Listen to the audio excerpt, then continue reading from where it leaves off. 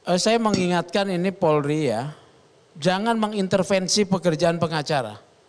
Walaupun Anda yang menunjuk pengacara, Anda tidak berhak mengintervensi pekerjaan pengacara. Saya mau mengingatkan Polri tidak di atas pengacara. Ya, pengacara berada apapun posisinya untuk membuat satu proses due process ini menjadi lebih bertanggung jawab. Ya, jadi ini saya persoalkan ini, ya, ini saya yakin bukan pencabutan dari Eliezer, ya, ada intervensi dari penyidik. Saya minta bahwa ini diperiksa, ya. Oke.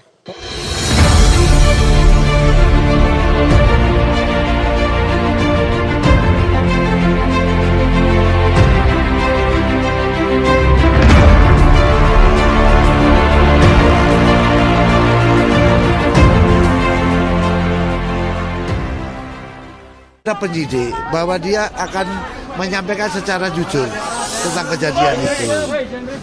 Namun kan ini pengacara yang ditunjuk oleh keluarga FS ini kan akhirnya mengundurkan diri. Dia kan sebagai statusnya sebagai tersangka, maka pada saat dia akan dilakukan pemeriksaan, dia harus kita siapkan pengacara.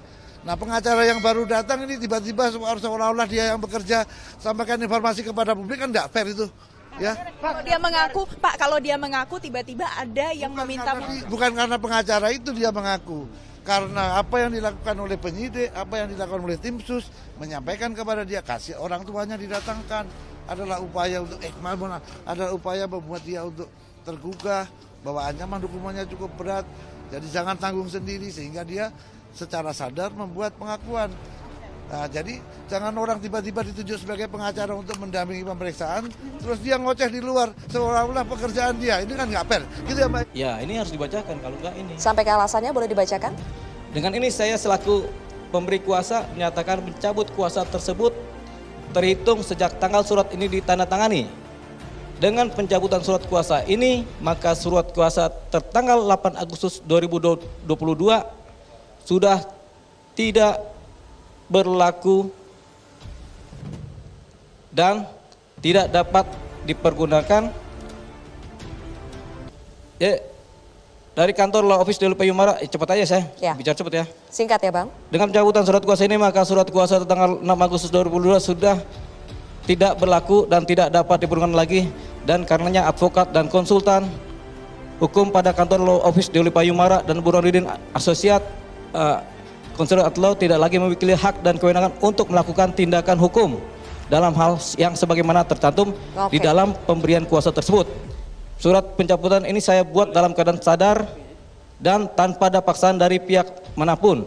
Demikian surat pencabutan kuasa untuk dipergunakan sebagaimana mestinya. Jakarta 10 Agustus 2002.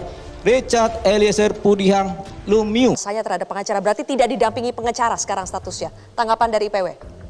Gini ya, saya ini sangat paham soal kode etik advokat ya. Saya mengingatkan ini Polri ya, jangan mengintervensi pekerjaan pengacara. Walaupun Anda yang menunjuk pengacara, Anda tidak berhak mengintervensi pekerjaan pengacara. Pengacara berhak menyampaikan satu pernyataan di depan publik untuk mempertahankan prinsip-prinsip hukum yang diperlukan. Ya, saya melihat terjadi konflik ketika pengacara menyampaikan sesuatu dan Kabareskrim mengkritik. Saya mau mengingatkan Polri tidak di atas pengacara.